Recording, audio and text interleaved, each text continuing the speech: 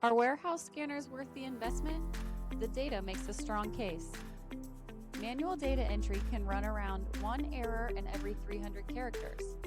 Barcode scanning can be closer to one error every 3 million scans. Scanning is also 5 to 10 times faster than manual keying. For many warehouses, properly implemented scanning pays back in 6 to 12 months. But that return does not come from scanners alone. It comes from choosing hardware that fits the way your team actually works.